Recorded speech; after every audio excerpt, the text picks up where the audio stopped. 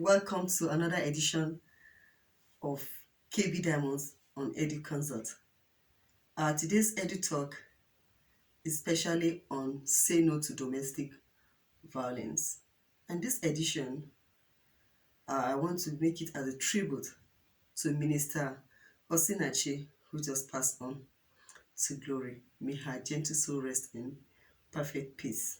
When we talk about domestic violence, it's being committed in the victim circle. And when we talk about the victim circle, it can be the person's partner, ex-partner, it can be a family friend, but it has to be like a close relationship. That person must have a relationship with the victim that is being involved. It's a pattern of controlling, using coerciveness, threatening, using a form of violence behavior on the victim. It's also a kind of imbalance of power over the victim that is involved. We have different type of violence. We have the verbal assault violence. We have mental and psychological violence. We also have the physical violence. The economic violence is also involved. We have sexual violence and harassment. All these are different forms of violence that are involved in a relationship. Now, before we talk about marriage, relationship must exist before marriage. The Bible says in Psalm 11, verse 3 to 7, if you go downward, it's talking about if the foundation is being destroyed, what can the righteous do? So for every marriage, there must be a foundation regarding the startup of that marriage, which is the relationship. So what is the foundation of your marriage? Do you really know your partner? Do you know who he is? Or you knew whom he or she is, and you still went ahead into the relationship?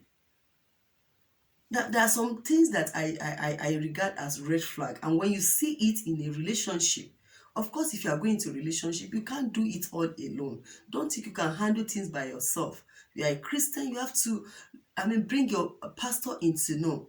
You have to do things in an appropriate way and put everything in the hand of God. Commit it into the hand of God. Let God direct you in the area of choosing your life partner. Because once you get into it, that's why some people feel, oh, divorce is not something that is acceptable. I cannot divorce him. I'm already into it. But if you take time to make some checklists on what are no-go area for you, then you will be able to know that, oh, this journey that you have set your foot on is the right place or right path to go.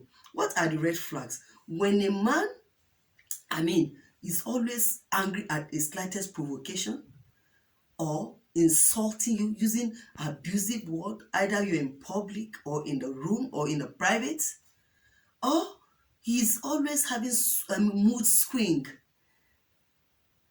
always speaking at your little or slight mistakes, or at any little argument, he raises his hand to hit you using rod, using belts to beat you.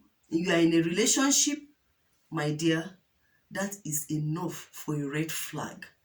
What are you supposed to do? You to walk away. Walk away from that relationship, because definitely there is a danger ahead. Don't think, oh, when we get married, I'm going to work on him, he's going to change. Oh, when he follows me to church after some time, he's going to change. No, my dear, don't dare it. It's enough for a red flag, and it's a no-go area. Walk out of that relationship. It is better to remain single than to walk into a relationship that will end to your untimely death. Now, when we talk about marriage, like I told you, that relationship precedes going into the marriage.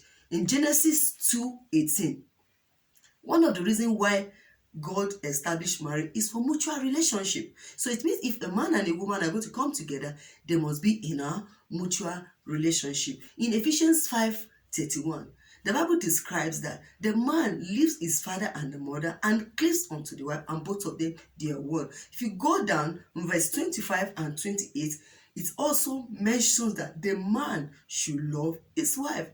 So long as the two of you are together, the man is the head of the family, you are to love your wife. So what should you not take for granted? You're already in the marriage. What should you not take for granted? Let's look at this.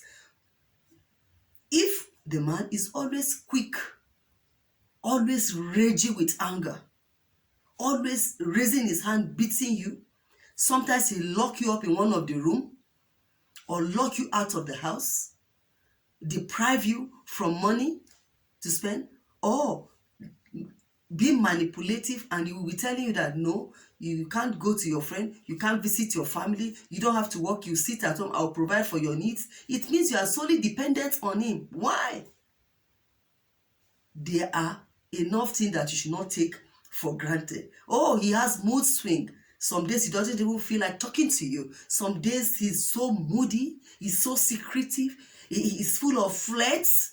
I mean, keeping emotional bottle up. You have little disagreement, he bottle up the emotion and he start giving you attitude in the house. It's not truthful, he's flirting. That the partner may be defiling the matrimonial bed, bringing in girls, bringing in women into your home, and you dare say no. When you talk, he beat the hell out of you and he say you must not tell anyone. That is enough. Please don't keep quiet. Don't keep quiet. What are the alarm? Don't die before you seek for help. Don't die before you seek for help. Don't be too secretive. Let people around you know what you are passing through. Though you may say, if you tell anybody, I'm going to kill you. It's not God. It's better you open up. And the Bible does not support divorce. Oh, fine. The Bible does not support divorce. However, if it is life-threatening, you can be separated for a while the both parties will call, maybe under the law, or the pastor, and he will be aware that people are aware of this kind of an attitude. Don't feel pity that what will people say. No, there's nothing like that. Both of you have to be separated so that you can have life. Get a lawyer. If you notice he's doing that, you get a lawyer. Oh, we have the human rights activists that are in charge of the marriage sector.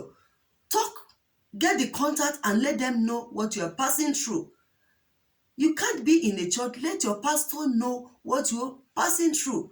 Your home and your ministry. God appreciates every effort that we put because He's a rewarder of those that diligently seek Him. However, it is when you are alive, that is when you can serve. Both of you must be in a mutual relationship. And once you sense that this does not exist, please don't keep mute. Don't keep quiet. Open up. Speak up. Speak up. It is only the living that can be active to do anything. Don't die in pain. Open up. Speak up. Don't die in silence. Give him, you have to let people around you be aware. And please, what does in the book of Malachi 2:16, God hates divorce, but marital separation is permissive if there is adultery or there is domestic violence.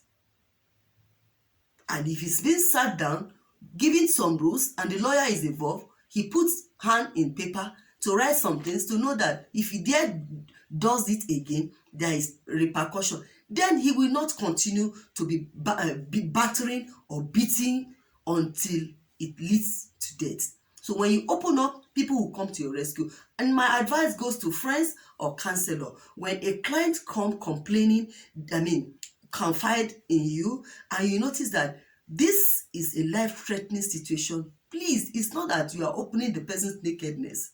You can always privately to seek the face of that person's pastor or a guardian, whoever you know that is the closest person again, so that they know what he or she is passing through. Once the partner that is involved in domestic violence notice and know that, oh, people are aware of what he's doing. He can no longer say, if you say it, I'm going to kill you. If you say it to anybody, I'm going to do this. He will not threaten any longer. Rather, that person will desist. Please, my dear young ones, I've been married for almost 30 years now. Next time my marriage is going to be 30 years. And to the glory of God, my husband, for whatever it is, he has never raised his hand to slap me or even dare to want to slap me. I give God all the glory. Some people may not be lucky, but please, when you're passing through domestic violence in your marriage, don't keep silent. Don't keep mute. We have bullying men and they have to be silenced. They have to be stopped. Enough is enough. But however, sisters, please take note. When you are in a relationship and you notice that the relationship is toxic, it's better for you to walk away. It's better for you to remain unmarried than to enter into a marriage that will cut or terminate your life shortly. Please, until I come your way next time, stay tuned, subscribe, and like my videos. Thank you.